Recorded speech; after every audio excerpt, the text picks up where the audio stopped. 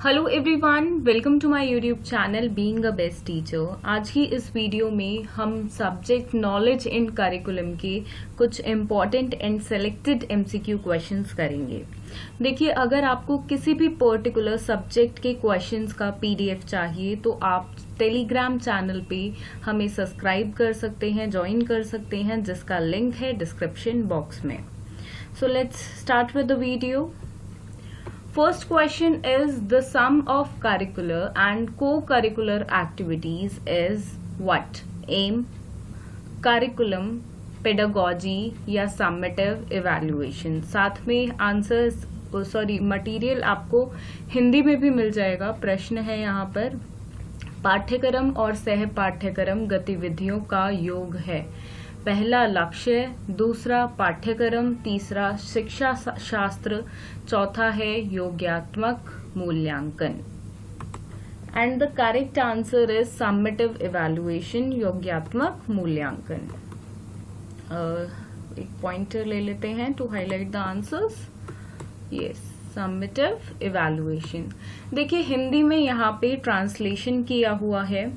अगर थोड़ी बहुत त्रुटियां मिल जाती हैं तो प्लीज आप इंग्लिश का जो मटेरियल है उसको रेफर करें, क्योंकि ऑथेंटिक मटेरियल जो हमारे पास है वो है इंग्लिश का। तो थोड़ी बहुत त्रुटियां हो सकती है हिंदी में, तो please refer to the English questions. दूसरा प्रश्न है, epistemology deals with what? Knowledge, realistic, values या कल्चर? देखिए, इससे पहले हम एपिस्टेमोलॉजी क्या होती है वो समझ चुके हैं जब हमने राउंड 1 किया था, क्लास 1 की थी for the knowledge and curriculum questions, MCQ questions, जिसमें हमने 50 एमसीक्यू क्वेश्चंस किए थे, इंग्लिश और हिंदी दोनों में। उसका लिंक डिस्क्रिप्शन बॉक्स में गिवन है वीडियो का, तो इस वीडियो के बाद वो वाली वीडियो आप जरूर देखें यदि आपने नहीं देखी है तो, क्योंकि उसमें हमने अच्छे से हर एक टॉपिक को डिस्कस किया था एंड ऑलमोस्ट हमने सभी जितने भी टॉपिक्स थे नॉलेज करिकुलम के मेन वो सभी डिस्कस कर लिए थे। तो एपिस्टेमोलॉजी किसके साथ डील करती है? तो डील करती है नॉलेज के साथ, ज्ञान के साथ। अगला प्रश्न है प्रश्न 3 यहाँ पर, क्वेश्चन नंबर 3।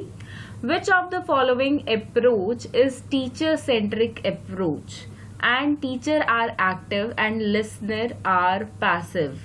तो ऐसी कौन सी अप्रोच है? टीचर सेंट्रिक पूछा है। देखिए, इसी वर्ड से आपको पहचानना है, टीचर सेंट्रिक अप्रोच। ऑप्शंस है constructive approach, traditional approach, both 1 and 2 या none of these. None of these नहीं होगा, बोथ 1 and 2 भी नहीं हो सकता है। कंस्ट्रक्टिविस्ट है या ट्रेडिशनल है, that you have to identify. देखिए, ये अप्रोच जो है ये है आपकी traditional approach. The answer is traditional approach, जिसको परंपरागत दृष्टिकोण हिंदी में कहते हैं। तो काफी सारी अप्रोचेस हैं आपको जो पढ़नी है। टीचर सेंटर्ड है, स्टूडेंट सेंटर्ड है एंड काफी सारी, अगर आप करिकुलम का टॉपिक अपना देखेंगे यूनिट 4 से, तो बहुत सारा मटेरियल आपको ऐसा मिलेगा जो आपको करना है। तो सभी के क्वेश्चंस आपको वीडियो में मिल जाएंगे, but don't rely upon only the questions, because जब एमसीक्यू टाइप टेस्ट होते हैं तो डीप स्टडी डेफिनेटली आपको करनी पड़ती है। Now switching to next question, question number 4। Which of the following approach is child centric approach? अब पहले थी टीचर सेंट्रिक, अब बात हो रही है चाइल्ड सेंट्रिक अप्रोच की। स्टूडेंट सेंट्रिक अप्रोच भी इसको बोला जा सकता है, so don't get confuse. Learner centric approach, ये इसके अदर नेम्स हैं। And learners are active and attentive and alert. तो ये कैरेक्टरिस्टिक्स इस अप्रोच में बच्चों के होते हैं कि वो एक्टिव होते हैं, अटेंटिव होते हैं और अलर्ट होते हैं।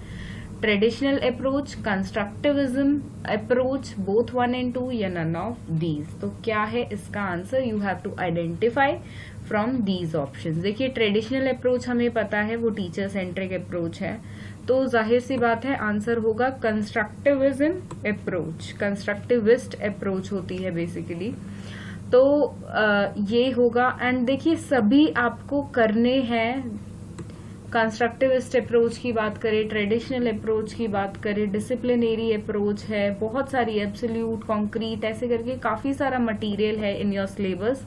So you definitely have to do the deep study because there are number of characteristics and the definite meaning of every approach that you have in your syllabus.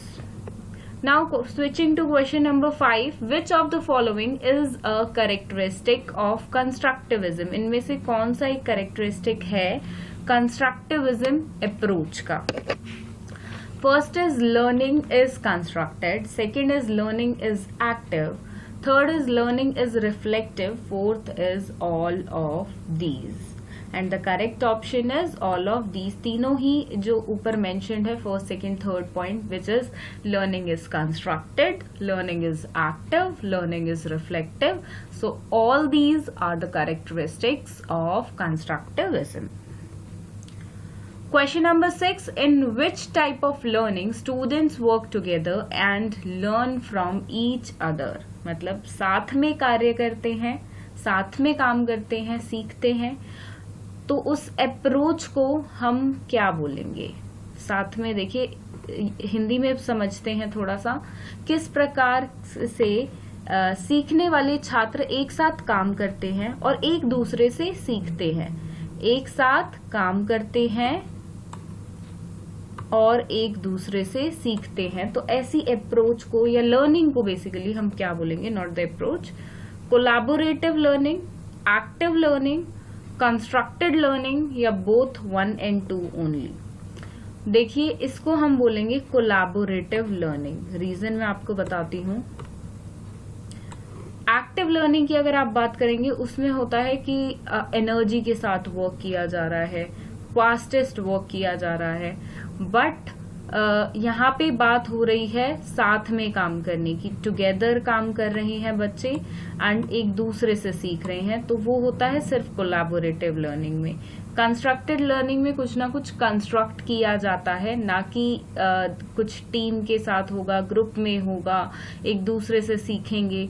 तो ये दोनों कैरेक्टरिस्टिक जिसके साथ फिट हो रहे हैं वो है सिर्फ collaborative learning. So you can identify just from the words the meaning of the sentence only. Question number 7, which philosophy considers this universe created by God and considers that spiritual world is superior than materialistic world? कौन सा दर्शन इस ब्रह्मांड को भगवान द्वारा बनाया गया मानता है और मानता है कि आध्यात्मिक दुनिया उस भौतिकवादी दुनिया से बेहतर है, मटीरियलिस्टिक वर्ल्ड से बेहतर है? तो ऐसा कौन सी जो थ्योरी है उसके अंडर माना जाता है, फिलॉसफी के under?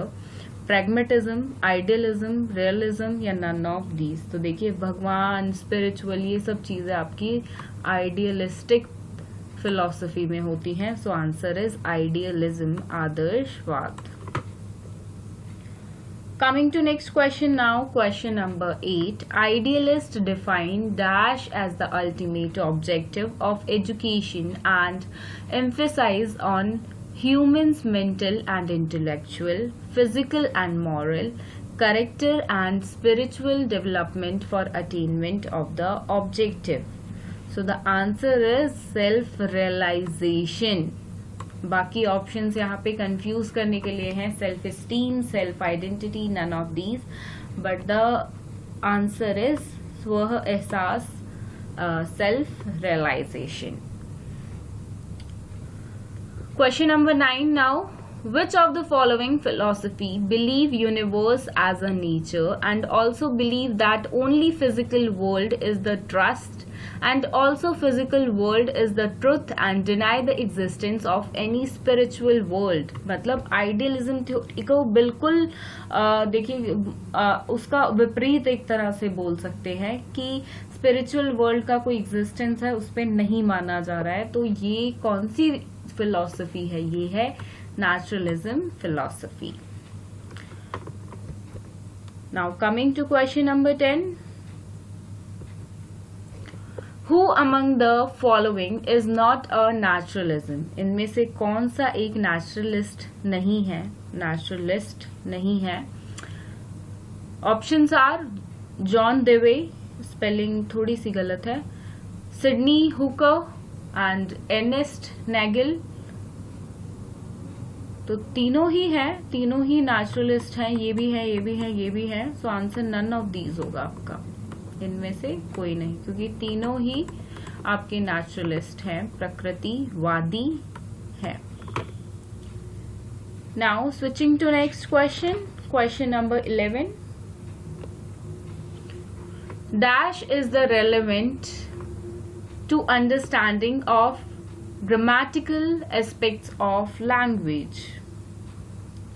First is textual learning knowledge, contextual knowledge, concrete knowledge, absolute knowledge, and the answer is textual knowledge. Question number 12. Dash means the awareness of intersensational relationship and the cumulative impact of the preceding text on cohesive and coherence. Options are textual knowledge, contextual knowledge, concrete knowledge, absolute knowledge. So you have to identify the correct answer. And the correct answer is contextual knowledge. Now switching to next question, question number 13. Dash is the knowledge based on actual facts, concrete knowledge, absolute knowledge, textual knowledge या फिर absolute knowledge. And the correct answer is concrete knowledge. सभी types देखिए, जितने भी knowledge हैं उनके बारे में यहाँ पे आपको क्वेश्चंस मिलेंगे, but you have to definitely give a deep study. अच्छे से आपको पढ़ना पड़ेगा, तभी आप क्वेश्चंस को क्रैक कर पाएंगे। बिकॉज नॉलेज एंड करिकुलम इस सब्जेक्ट में थोड़े से आपको एक्स्ट्रा एफर्ट्स डालने पड़ेंगे, बिकॉज MCQ है इस टाइम, थ्योरी बेस्ड नहीं है कि आप सेलेक्टिव लर्निंग कर लें, सेलेक्टिव स्टडी भी कर लें। So you have no option if you have to attend the MCQs. Coming to next question, question number 14. What are the 3 basic types of curriculum? इनमें से कौन से 3 curriculum के basic types हैं that you have to identify and then answer from the options. First is subject centered, second is learning centered, third is teacher centered, and the last is problem centered.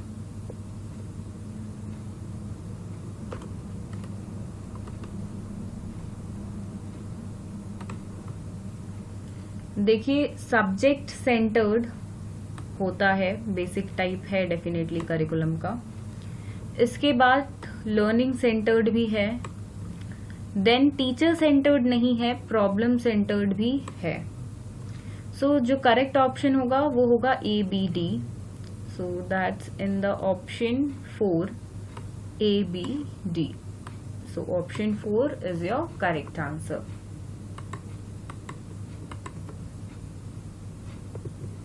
Question number 15. What are the drivers that change the curriculum basically?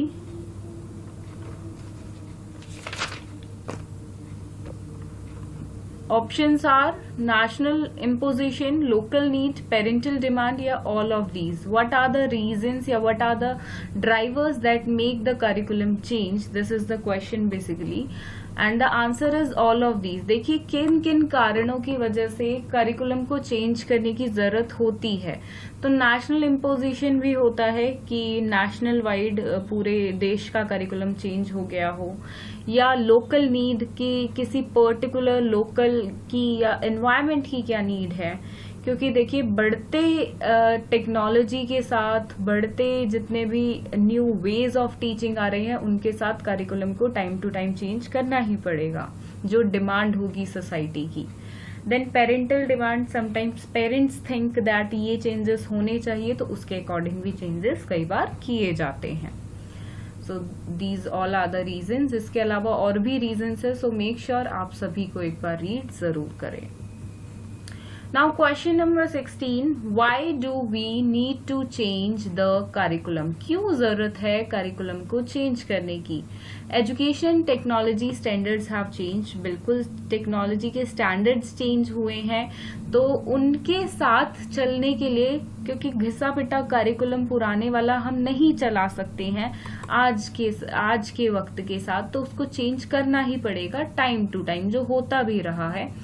Then impact of the society changing, बिल्कुल society change हो रही है, उसके कारण भी हमें curriculum को change करना पड़ेगा. सो बोथ 1 and 2, ये थर्ड ऑप्शन आपका करेक्ट आंसर है. Question number 17, which of the following curriculum design focus on teaching students how to look at a problem and come up with a solution to the problem? First is learner-centered design, second is problem-centered design, third is discipline-centered design, fourth is none of these. And the correct answer is problem-centered design. ये जो words ऐसे question में आ जाते हैं, आप इन्हीं से ही idea लगा सकते हैं. So this is a kind of a trick. Now question 18, इसको थोड़ा सा ध्यान से भी समझे. Complete the following figure by choosing correct option. Types of curriculum given है, types of curriculum. Now subject centered types of curriculum design है, तो subject centered design. दूसरा क्या होगा? Problem centred design. 3 है टोटल, अभी हमने इस पे क्वेश्चन भी किया है, टोटल 3 है. तो पहला है यहाँ पे लर्नर सेंटर डिजाइन, दूसरा है टीचिंग सेंटर डिजाइन, तीसरा है स्टूडेंट सेंटर डिजाइन या नन ऑफ दीज. तो इनमें से कौन सा है? And the correct answer is learner centre design, उसके लिए नाम दिया हुआ है. लेकिन ऐसा नहीं है, लर्नर की जगह अगर लर्नर ऑप्शन में नहीं होता, क्योंकि अगर आप सिलेबस में देखेंगे तो 3 designs are given in your syllabus for the curriculum design. First is subject centered, second is learner centered, third is problem centered design. But अगर learner center की जगह हम student center भी ऑप्शन में देखते हैं, so definitely we can put, but उसके लिए learner centered यहाँ ऑप्शन में नहीं होना चाहिए था. अगर ये ऑप्शन में है, so going with the syllabus, going with the authentic name, जो एक नेम गिवन है, then we are putting learner centered. Either ये ऑप्शन सिर्फ मैंने ही यहाँ पर डाले हैं, कोई कहीं से कॉपी नहीं किए गए हैं ये questions. So student centred design, that's why I had put in here in the option, कि मैं आपको एक्सप्लेन कर पाऊं कि स्टूडेंट सेंटर्ड को हमने चूज क्यों नहीं किया है. Although it is a other name, we can say learner centered design, but we have not put in it here because learner centered design authentic name है basic type of curriculum designs जो हमारे पास है. So hope so आप सभी को clear हो गया होगा. स्टिल क्लियर नहीं हुआ हो तो please let me know in the comment box. I will try to explain it once again. Although if you are marking the student center design, that's not wrong. Coming to question number 19, which of the following is the component of curriculum development? First is objective, second is need analysis, third is student and teachers, fourth is all of these. So which is the correct option here? The correct option is all of these. Now coming to our last question, question number 20, क्योंकि इससे पहले series हमने already 50 MCQs की कर ली है and class 2 आपकी, इसमें हम सिर्फ 20 MCQ क्वेश्चंस कर रहे हैं. इसके बाद कोशिश रहेगी कि एक और सीरीज आप सभी के लिए एग्जाम से पहले लेकर आएं, बिकॉज सभी सब्जेक्ट देखने हैं, थोड़ा सा बर्डन हो जाता है. So definitely we will try to help you as much as possible. So let's do our last question now. Dash refers to the lessons and academic content taught in a school or in a specific course or program. Options are, first is curriculum, second is discipline, third is approach, fourth is syllabus. So the correct answer is curriculum, although you can say it is a meaning or definition of curriculum. So ये थे 20 MCQ questions from your subject knowledge in curriculum. And और किसी particular topic पे अगर आपको video चाहिए हो from this subject या फिर इस सब्जेक्ट की किसी सब्जेक्ट से B Ed second year first year के, तो लेट मी नो, मैं बिल्कुल एक्सप्लेन वीडियो आपको डाल दूंगी। एंड बहुत सारी वीडियोस ऑलरेडी चैनल पे अपलोडेड हैं, प्लेलिस्ट बनी हुई है हर एक सब्जेक्ट की, तो आप वहां से रेफरेंस ले सकते हैं। सो मेक श्योर आप एग्जाम से पहले सभी टॉपिक्स कर लें, because there is no option now, you don't have a theory exam this year basically. So video आपको पसंद आई हो तो लाइक कर दें, अपने दोस्तों के साथ शेयर कर दें। साथ में टेलीग्राम चैनल है जिसका लिंक डिस्क्रिप्शन बॉक्स में गिवन है, तो आपको लिंक पे क्लिक करना है एंड टेलीग्राम चैनल को करना है ज्वाइन। वहां से आपको सभी PDF मिल जाएंगे जितनी भी वीडियोस चैनल पे अपलोड होती हैं। Thank you for watching.